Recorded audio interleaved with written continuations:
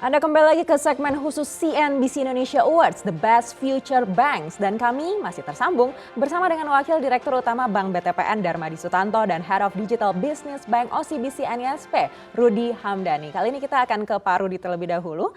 Ya, Pak Rudy, di tengah perkembangan layanan digital perbankan yang cukup masif ini, risiko serangan cyber ini bisa berdampak lebih jauh, mengingat trennya saat ini satu aplikasi akan memuat banyak layanan perbankan. Nah, terkait dengan serangan cyber tersebut, seperti apa pandangan OCBC NISP?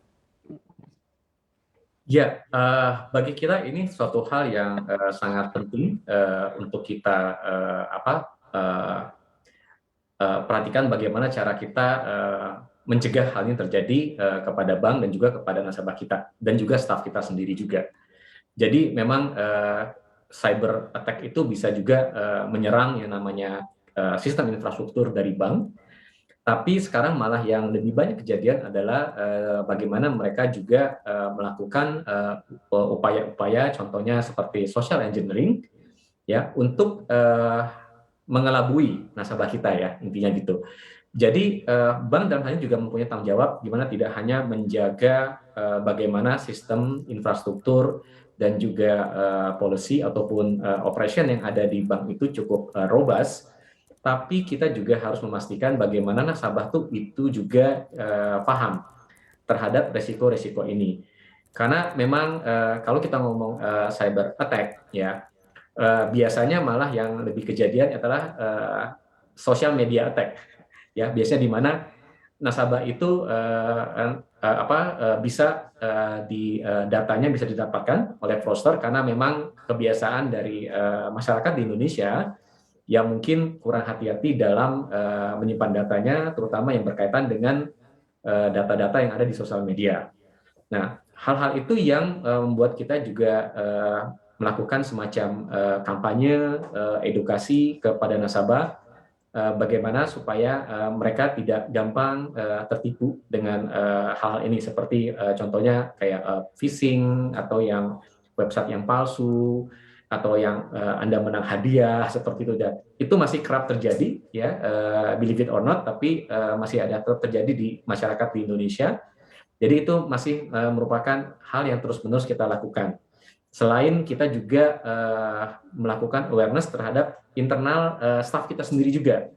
Karena bagaimana staff kita itu juga menghandle data, memperlakukan data itu bahwa sangat confidential, tidak termakan juga dengan email-email yang tidak jelas segala macam. Nah, hal itu juga menjadi tanggung jawab kita juga, bagaimana tidak hanya nasabahnya yang mengerti, tapi staf bank itu juga mengerti. Ya, itu selain di lain sisi kita juga meningkatkan security atau keamanan dari platform kita, ya. Jadi contohnya di OCBC itu setiap kali ada pengembangan, kita juga melakukan namanya penetration testing, audit untuk IT, dan juga memang selalu ada audit berkala dari internal, dari independen maupun juga dari regulator. Tapi memang semua ini harus kita tetap jalan, ya, beriringan, karena saya percaya apabila semua ini kita lakukan, itu juga akan mempersulit, ya, risiko impact dari cyber attack kepada bank dan juga ke nasabah kita. Baik, kita akan beralih ke Pak Darmadi. Pak Darmadi, kalau mitigasi risiko yang disiapkan bank sejauh ini seperti apa? Dan mungkin ada antisipasi yang disiapkan khusus, karena kalau kita lihat seiring dengan berkembangnya teknologi, serangan cyber ini kan juga ikut berkembang. Ya, yang pertama kita selalu harus waspada. Kami dan saya pikir di semua bank juga sama. Kami ada tim yang hampir tiap hari, ya, melihat kegiatan-kegiatan ada sesuatu yang mencoba masuk ke sistem kita, ya.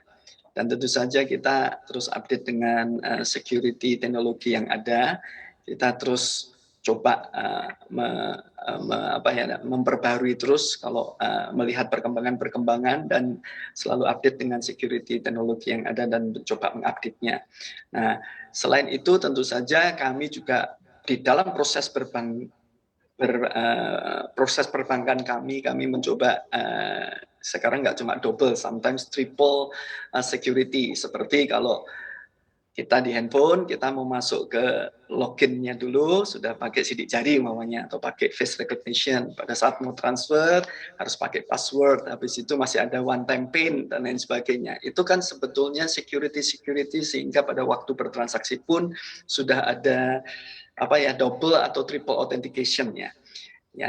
Yang tadi disampaikan Pak Rudi sedikit mengenai social engineering, ini fenomena baru nih. Jadi ketika sistem secara teknologinya sudah cukup secure dan saya bisa katakan hari ini itu aman ya secara teknologinya. Tapi sekarang fraudster itu masuk kepada nasabahnya secara yang disebut tadi social engineering. Jadi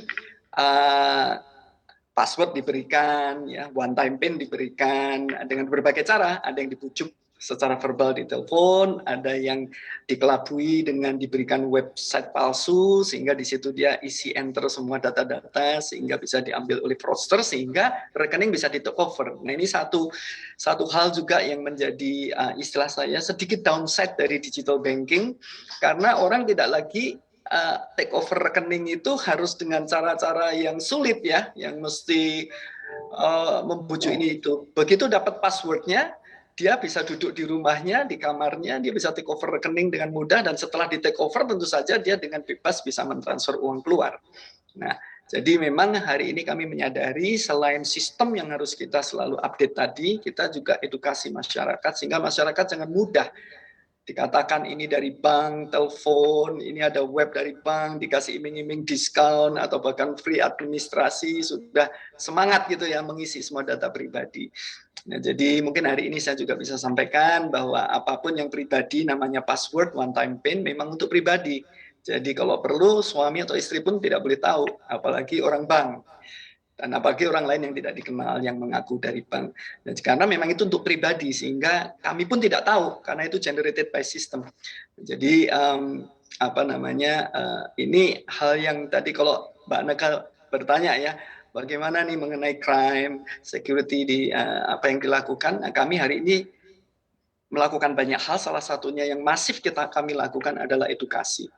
Hari ini kalau Ibu Aneka masuk ke Genius ya, begitu dibuka akan keluar notifikasi, jadi tidak bisa dihindari notifikasi untuk berhati-hati. Nah itu edukasi, bagian dari edukasi yang yang kita terus lakukan dengan semua channel ya, melalui SMS, melalui WhatsApp, terus mengedukasi sehingga nasabah semakin bisa berhati-hati juga memproteksi diri. Ya. Sistem. Baik. Saya melihat so far so good lah sistem ya, mudah-mudahan terus begitu ya, sistem kami sih aman. Baik. Tapi saya kira pendidikan ke nasabah menjadi penting. Edukasi ya Pak. Pak Darmadi, lalu kalau bicara data pribadi, ini bagaimana kalau bank ini bekerja sama dengan pihak ketiga? Apakah juga data pribadi dari nasabah ini masih bisa terproteksi? Ya, memang tidak bisa dipungkiri ya. Di dalam kita berbisnis selalu ada kemungkinan atau bahkan kebutuhan untuk berkolaborasi atau bekerja sama dengan pihak ketiga. Nah, hari ini kami sangat-sangat berhati-hati, dan kalaupun harus diberikan sebuah data, itu data yang kami pastikan tidak bisa untuk akses rekening. Contoh ya, kami tidak bisa memungkiri kalau kirim kartu ya, delivery kartu, kalau orang apply Genius kan dapat kartu debit ya, ya mesti pakai kurir ya. Kami tidak mungkin kirim sendiri. Nah, kami ya memberikan apa yang perlu saja, ya nama dan alamat gitu. Jadi kami tidak memberikan lebih, contohnya nomor telepon atau dan yang lainnya. Memang ada sedikit potensi resiko karena alamat suka tidak sampai, tidak diketemukan dan lain sebagainya. Tapi ya itu dulu mungkin jadi make sense lagi gitu. Atau ada yang resiko ya. Nah, sehingga kami ya itu memilihkan. Memang kalau Pak dikasih nomor telepon mungkin pencapaian delivery itu hampir 100%, tetapi ada resiko data diberikan kan. Jadi kami memilih ya sudah, kalau memang antar di alamat ya alamat saja. Karena dengan alamat dan nama kan tidak begini ya, hari ini namanya KTP itu sudah milik umum. Kita di mana-mana diminta KTP. Kita mau subscribe di membership di mana diminta KTP. Jadi apa yang ada di dalam KTP itu sudah menjadi public knowledge ya. Sulit kita. Makanya kita tidak lagi melihat data-data KTP itu menjadi bagian untuk autentikasi. Ya itu kalaupun ada hanya untuk basic saja, tapi autentikasi adalah yang personal. Contohnya adalah transaksi terakhir, ya berapa jumlah rekening yang ada di BTPN, itu lebih personal ya. Tapi kalau ditanya tanggal lahir, KTP kita sudah di mana-mana sekarang. Tanggal lahir semua orang tahu. Ya seperti itulah hal-hal yang kita coba restrict. Tapi tidak mungkin kita tidak berpartner ya dengan yang lain gitu. Baik, kita beralih lagi ke Pak Rudi. Pak Rudi, tadi kita sudah bicara terkait dengan serangan cyber dan juga banyak sekali nih kasus terkait dengan data pribadi gitu. Lalu bagaimana meyakinkan kepada nasabah dan debitur bahwa bertransaksi menggunakan platform digital bank ini aman?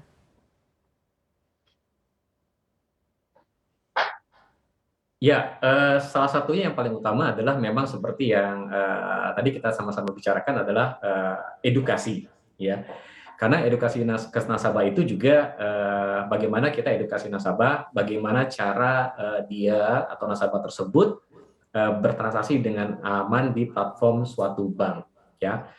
Misalnya dengan dia supaya tidak gampang tertipu sama fraudster, atau bagaimana cara dia memprotek datanya itu tidak terlalu quote-unquote tuh kayak diekspos kemana-mana, yang kadang-kadang orang tidak sadar. Nah, itu yang selalu kita lakukan, dan kita juga melakukannya tidak sendiri. Kita juga kadang-kadang juga bekerja sama dengan industri. Tahun lalu itu kita melakukan satu kampanye ke nasabah kita, bagaimana untuk melawan hashtag misalnya tipu-tipu online, ya. Jadi yang tadi jangan sharing kita punya OTP, jangan sharing kita punya password, jangan bikin password yang gampang ditebak. Itu salah satu yang materi yang kita selalu komunikasikan ke nasabah terus-menerus.